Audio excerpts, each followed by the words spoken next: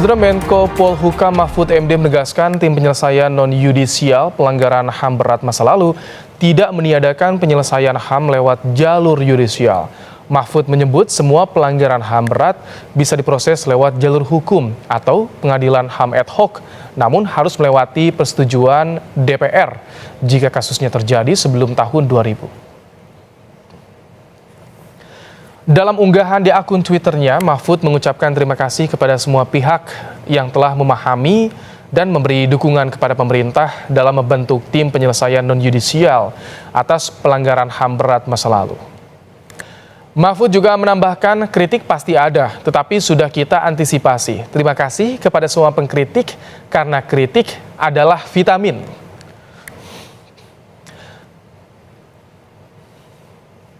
Sebelumnya Presiden Joko Widodo menyampaikan rasa simpati dan empati yang mendalam kepada para korban dan keluarga korban pelanggaran HAM berat. Selanjutnya, pemerintah akan berupaya mencegah terjadinya pelanggaran HAM berat pada masa yang akan datang. Pemerintah mengakui dan menyesalkan terjadinya pelanggaran HAM berat di masa lalu. Terkait hal ini, pemerintah berusaha memulihkan hak korban hingga berupaya agar pelanggaran HAM berat tidak lagi terjadi di Indonesia di masa yang akan datang. Lantas bagaimana cara pemerintah mengimplementasikannya hingga menepis keraguan sejumlah pihak? Untuk membahasnya sudah bergabung bersama kami Menko Polhukam Mahfud MD. Assalamualaikum, selamat petang Prof. Mahfud. Selamat petang Ibrahim. Baik. Prof, jadi bagaimana sebetulnya upaya pemerintah untuk menindaklanjuti kasus HAM berat? Kompensasi bagi korban maupun keluarga korban, Prof? Ya, kita ikuti keputusan negara itu memutuskan itu harus diselesaikan. Biasanya TAP MPR dan undang-undang ya. TAP MPR menyatakan diselesaikan melalui pengadilan dan melalui non pengadilan. Undang-undang juga menyatakan gitu. Upaya melalui pengadilan sudah lama dimulai. Tetapi tidak pernah berhasil ya, karena memang buktinya udah tidak ada gitu ya, bukan soal faktanya sih ada tapi buktinya kan tidak ada gitu, sehingga semua yang diajukan tuh oleh pengadilan dikalahkan semua. 30 terdakwa itu dibebaskan oleh hakim semuanya. Nah, sisanya terus sampai sekarang diupayakan dan tidak ada daluarsanya ya, jadi tidak menghentikan proses yudisial. Tidak mungkin kita hentikan. Lalu yang non-yudisial juga melalui undang-undang KKR dibatalkan karena banyak yang curiga KKR itu dianggap untuk memberikan maaf atau meminta maaf terhadap kelompok yang salah gitu, sehingga pada waktu itu undang-undang KKR yang sudah jadi oleh Kiai Yusuf Hasyim dari Tebu Ireng itu di judicial review dan dibatalkan oleh MK. Maka kita sekarang menempuh jalur non-yudisial melalui tim PPHAM, penyelesaian non-yudisial pelanggaran HAM berat di masa lalu, dan kita sudah memutuskan dan alhamdulillah Presiden sudah menyatakan menerima semua rekomendasi. Kemudian alhamdulillah juga kemarin pagi PBB itu sudah mengeluarkan pernyataan apresiasi kepada pemerintah Indonesia bahwa upaya yang puluhan tahun dirintis selalu gagal, sekarang sudah menemui titik terang. Sebagai langkah baru sudah dimulai untuk memperhatikan dan merehabilitasi hak korban. Ya, ini korban yang jadi fokus kita, bukan pelaku. Karena kalau bicara soal pelaku amat sangat sulit dan itu hanya pengadilan yang bisa memutuskan. Kita cari korbannya lalu kita rehabilitasi kerusakannya, apakah itu kerusakan mental, ekonomi, politis, dan sebagainya kita rehabilitasi. Detailnya seperti apa, Prof? Kan tadi kalau di yudisial memang ada banyak kendala. Nah, non-yudisial ini seperti apa agar memastikan rasa keadilan, Prof, bagi korban dan juga keluarganya? Dan tadi sebetulnya sudah ada apresiasi dari Komisi Tinggi HAM PBB ya, Prof ya? Ya. Banyak sekali ya yang bisa kita lakukan, masalah restitusi misalnya korban keturunan satu peristiwa keturunan orang PKI misalnya ya, itu kan banyak jadi korban, misalnya dipecat, tidak boleh bekerja dan sebagainya, lalu mengalami penderitaan yang berkepanjangan ya, kita selesaikan. kita berikan hak-hak politiknya. Itu sudah mulai sebenarnya. Kemudian misalnya korban kasus dukun santet di Banyuwangi sekitar 140-an orang itu lulu dibunuh dengan keji dengan alasan tukang santet, padahal pimpinan pondok pesantren, pimpinan madrasah itu kan keluarganya hancur sekarang, berantakan ya, kita perbaiki. Ada yang kampung rusak, kita perbaiki kampungnya. Kemudian sediakan macam-macam pembangunan dari PUPR, dari Kementerian Sosial, nanti dari Mendikbud, yang semuanya khusus ditujukan untuk menyelesaikan atau merehabilitasi korban, ya. Saya bicara korban pelanggaran HAM berat ini gitu. Prof, Dan itu akan segera dimulai. oke. Banyak yang mengapresiasi langkah ini, Prof. Tapi tak sedikit juga ya, Prof, ya, yang meragukan. Nah, bagaimana tanggapan dari pemerintah terhadap yang meragukan soal penyelesaian lewat non-yudisial ini, Prof? Iya, tidak apa-apa, karena sebelum kita melangkah juga sudah mendiskusikan, ya, mendiskusikan nanti yang akan meragukan kira-kira si A, si B, si C, kita sudah nyebut lah seperti LBH, kontras, kira-kira kita sudah hitung, Amnesty Internasional, apalagi gitu ya. Itu biasa, udah sejak dulu apapun yang kita lakukan sudah diprotes. Nggak apa-apa, itu bagus, kita senang ada kelompok yang seperti itu, nggak kita musuhi. Tetapi saudara lihat itu di gambar tim itu semua ini tergabung orang yang dulu sangat menentang penyelesaian non yudisial seperti Pak Kiki Sahnakri, lalu ada kelompok NU itu dari Pak As'ad, Pak Musaki, dulu tuh sangat menentang ya kelompoknya. Kemudian ada yang sangat pro, seperti Ifdal Kasim yang ikut merumuskan ini. Lalu ada Pak yang ikut menurutan terjadinya pelanggaran HAM itu. Lalu ada Pak Wakil daerah yang menjadi korban HAM, ada Pak Abu Bakar, Mustafa Abu Bakar. Ada itu yang sangat terkenal Pak Makarim Wibisono, yang belasan tahun karirnya ngurusi HAM di dunia internasional. Nah, akhirnya kan ini diterima bukan hanya oleh publik Indonesia, tapi oleh dunia internasional melalui Komisi Tinggi Hak Asasi Manusia, Perserikatan Bangsa-Bangsa yang berpusat di Jenewa. Dulu puluhan tahun kan selalu dimunculkan dari situ. Sekarang muncul dari situ bahwa apresiasi terhadap pemerintah Indonesia gitu. Sehingga kita sekarang bisa teruslah bekerja, nggak usah tersandera oleh hal-hal yang seperti itu secara terus-menerus. Prof, ada banyak pelanggaran HAM berat yang diakui dan disesali oleh pemerintah di masa lalu tentunya, Prof. Apa langkah hukum yang paling dekat yang menjadi prioritas penuntasannya, Prof? Kasus apa, Prof? Yang masih mungkin tuh dalam hitungan kami yang terjadi sesudah tahun 2000, ada peristiwa Wamena dan Wasior. Itu dulu terjadi pada tahun 2001 sampai 2003. Nah, itu dulu secara teknis lebih mudah karena dulu kekeliruannya itu secara prosedural hanya karena itu tidak dipisah oleh Komnas HAM, karena padahal kasus ini beda gitu. Tapi diminta diperbaiki dulu agar dipisah. Nah, yang lain-lain itu terjadi sebelum tahun 2000 itu agak sulit ya untuk diselesaikan. Karena itu buktinya, sambungan antar bukti itu dari Komnas HAM menurut Kejaksaan Agung tidak bisa.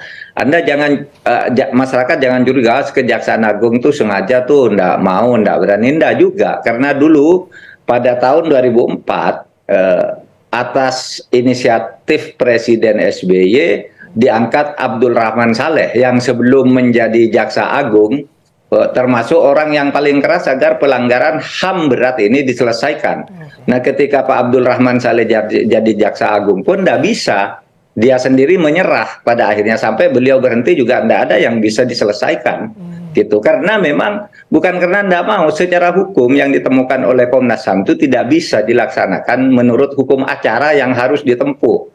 Misalnya kalau menentukan tahun tertentu terjadi kejahatan HAM berat seperti ini, pelanggaran HAM berat, harus ada pelakunya siapa, bagaimana melakukannya, korbannya apa sudah divisum, dikuburkan di mana, siapa saksinya, itu semua sudah tidak ada karena terjadinya udah lama. Baik. Ada yang tidak lama tapi juga jejaknya udah hilang gitu. Seperti tahun 65 kita mau mencari siapa. Udah lama itu, tidak bisa artinya.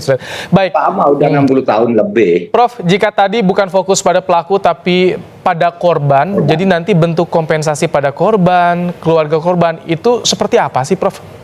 Ada 12 macam kemungkinan yang bisa kita lakukan. Kalau misalnya dulu korban diberhentikan dari pekerjaannya, ya kita diberi kompensasi seakan-akan dia tidak pernah berhenti bekerja, dibayar nanti oleh negara. Itu kan banyak yang korban seperti itu.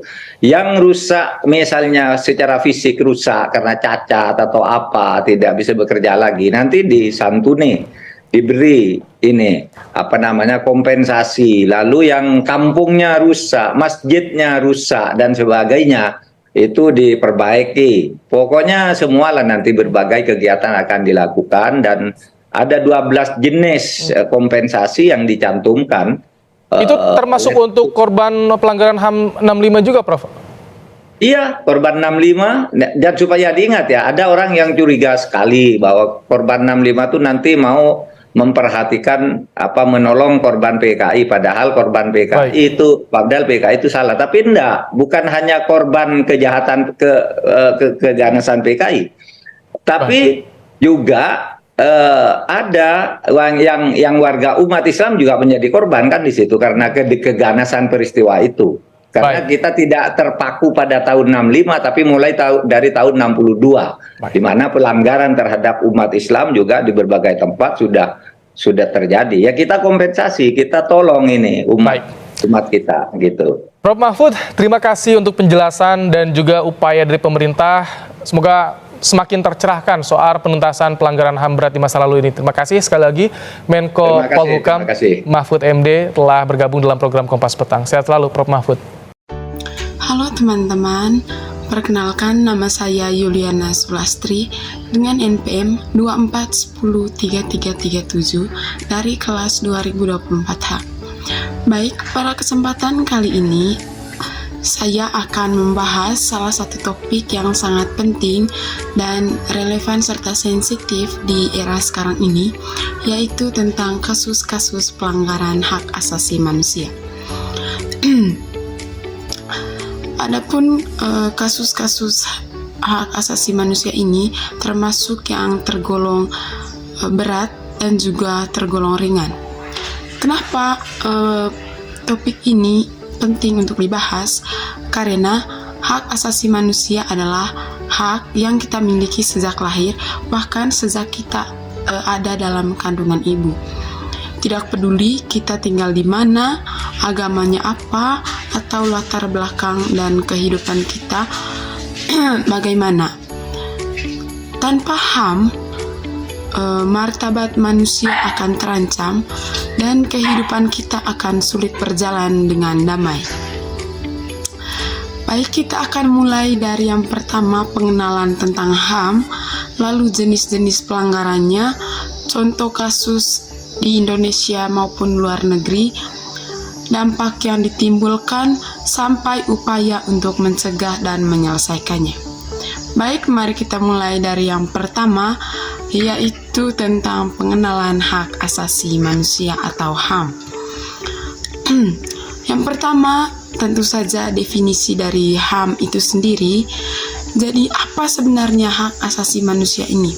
Jadi, HAM adalah hak-hak yang melekat pada setiap orang hanya karena kita adalah manusia. Tidak bisa dicabut, tidak bisa dibeli, dan tidak tergantung pada keputusan pemerintah atau siapapun. Misalnya, hak untuk hidup, hak untuk berbicara, dan hak untuk beragama. Yang kedua, dasar HAM. Di tingkat internasional ada konvensi hak asasi manusia di umum yang dibuat PBB pada tahun 1948 setelah Perang Dunia Kedua untuk mencegah terjadinya kejahatan terhadap kemanusiaan lagi. Di Indonesia sendiri, dasar HAM tertulis di Undang-Undang 1945 Pasal 28 yang menjelaskan berbagai hak dasar warga negara. Yang ketiga, tujuan dari HAM itu sendiri. Intinya adalah untuk melindungi martabat manusia sehingga setiap orang bisa hidup dengan bebas, adil, dan memiliki kesejahteraan. Tanpa HAM, kita bisa saja disalahgunakan atau ditindas tanpa alasan. Yang berikut, jenis-jenis pelanggaran HAM. Jadi pelanggaran HAM itu ada dua atau dibagi menjadi dua, yaitu ada pelanggaran HAM ringan dan juga ada pelanggaran HAM berat.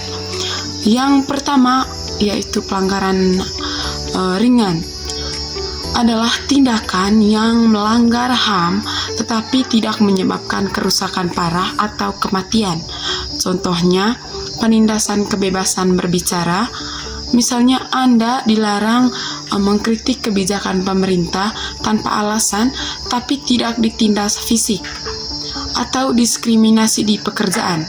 Jadi Anda tidak diterima kerja hanya karena agama atau jenis kelamin, atau pengusiran tanpa proses hukum. Jadi Anda dikeluarkan dari rumah tanpa izin menyebabkan tanpa izin pengadilan. Lalu yang kedua yaitu pelanggaran HAM berat.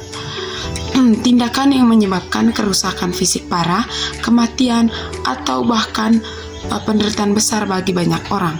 Contohnya pembunuhan tidak sah atau ekstrajudisial, membunuh orang tanpa proses hukum. Lalu ada pelecehan fisik atau pelecehan seksual yang menyerang tubuh atau melakukan tindakan seksual tanpa persetujuan.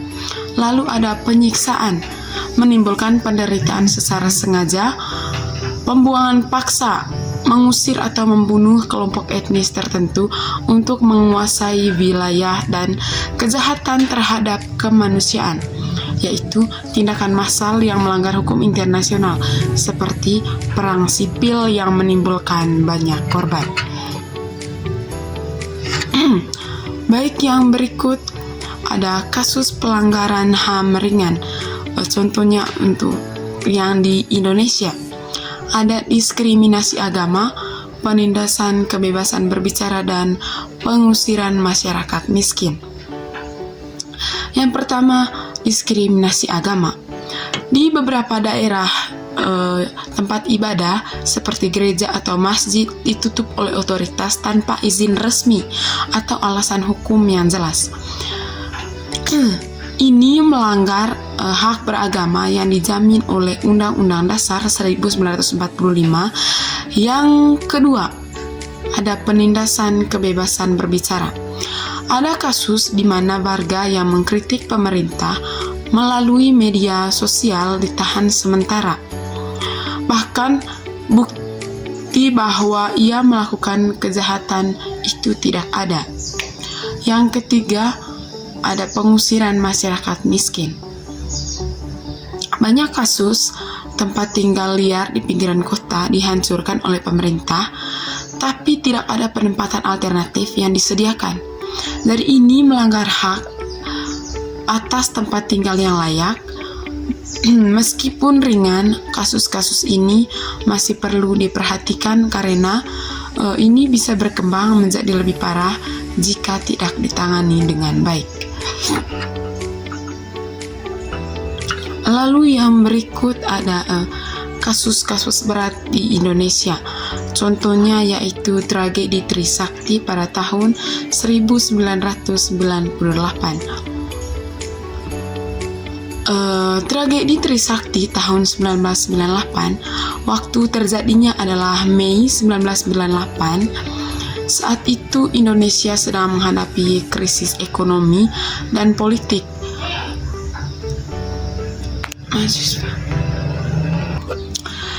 Peristiwanya, mahasiswa Trisakti di Jakarta melakukan demonstrasi damai menuntut reformasi politik, ekonomi, dan sosial. Tetapi tiba-tiba mereka ditembak oleh pihak berwenang. Korban dari peristiwa ini adalah 4 mahasiswa tewas yang kemudian dikenal sebagai pahlawan reformasi. Dan banyak di antara lainnya itu yang terluka parah dan juga ada begitu banyak luka-luka di tubuh para korban. Klasifikasi kasus ini adalah pembunuhan yang tidak sah dan penindasan kebebasan berdemo. Tragedi Trisakti menjadi titik balik bagi terjadinya reformasi di Indonesia dan sampai sekarang masih menjadi ingatan menyakitkan tentang pentingnya melindungi hak asasi manusia. Yang berikut kasus-kasus berat di Indonesia. Ada pembunuhan petani di Lampung pada tahun 2018. Jadi waktu terjadinya yaitu September 2018, peristiwanya ratusan petani di desa Wai Jepara di Lampung berdemonstrasi menuntut hak atas tanah mereka yang dianggap miliknya. Saat itu mereka sedang menutupi jalan untuk menekan pemerintah, tetapi tiba-tiba diserang oleh kelompok yang tidak dikenal dengan senjata tajam dan api. Korban dari serangan ini adalah 6 petani tewas dan beberapa lainnya terluka parah. Klasifikasi kasus ini adalah pembunuhan berkelompok dan pelanggaran hak atas tanah. Kasus ini menunjukkan bahwa pertempuran hak atas sumber daya alam masih sering menyebabkan pelanggaran hak asasi manusia di Indonesia. Yang berikut kasus berat di luar negeri. Ada Rwanda pada tahun 1994. Contoh kasus berat di luar negeri yang sangat menyakitkan yaitu kejahatan terhadap kemanusiaan di Rwanda pada tahun 1994. Waktu terjadinya hanya 100 hari, pada tahun itu sangat singkat tapi menimbulkan korban luar biasa. Rezim pemerintah yang diperintah oleh etnis Hutu memimpin pembunuhan massal terhadap kelompok etnis Tutsi dan Hutu yang menentang rezim. Mereka menggunakan media massa untuk membenci dan memanggil orang untuk membunuh. Korban dari peristiwa ini adalah sekitar 800 orang tewas, lebih dari 10% populasi Rwanda pada saat itu. Klasifikasi kasus ini adalah pembuangan paksa dan kejahatan terhadap kemanusiaan. Kasus Rwanda menjadi contoh jelas mengapa hukum internasional perlu ada untuk menangani tindakan massal yang melanggar hak asasi manusia.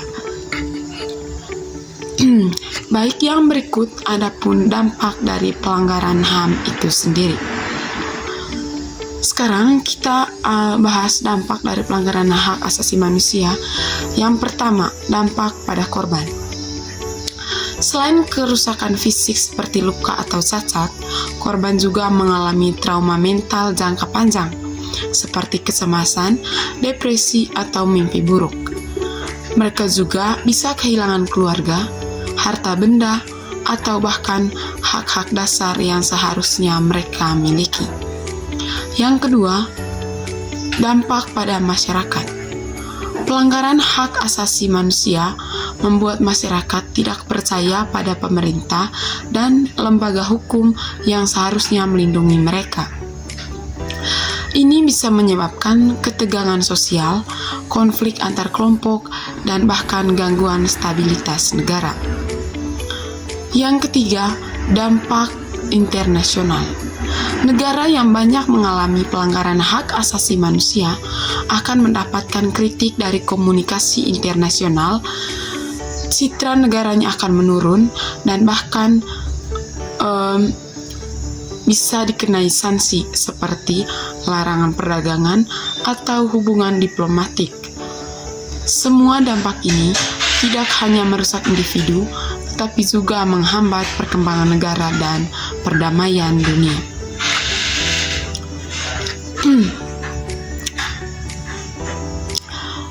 Lalu bagaimana upaya pencegahan dan penyelesaiannya? Bagaimana kita mencegah dan menyelesaikan pelanggaran hak asasi manusia? Di Indonesia ada beberapa upaya. Pertama, Komnas HAM, lembaga independen yang menyelidiki kasus pelanggaran HAM dan memberitahu hasil penyelidikan. Kedua, proses hukum. Pelaku pelanggaran hak asasi manusia diproses di pengadilan, termasuk Pengadilan Hak Asasi Manusia yang khusus menangani kasus hak asasi manusia. Yang ketiga, pemerintah membuat kebijakan yang menghormati hak asasi manusia dalam kebijakan publik. Di tingkat internasional, pertama ada PBB dan Lembaga HAM Internasional memantau tindakan negara agar tidak melanggar hak asasi manusia itu sendiri. Lalu yang kedua, Pengadilan Jenayah Internasional atau PKI, pengadilan yang menangani kasus kejahatan terhadap kemanusiaan, pembunuhan massal, dan genosida. Yang ketiga, negara-negara maju memberikan bantuan teknis dan pendidikan hak asasi manusia ke negara lain agar semua orang memahaminya. Jadi ada juga satu topik penting tadi, yaitu berkaitan dengan genosida. Jadi genosida ini adalah pembantaian sistematis atau pembantaian menyeluruh terhadap suatu kelompok etnis atau agama.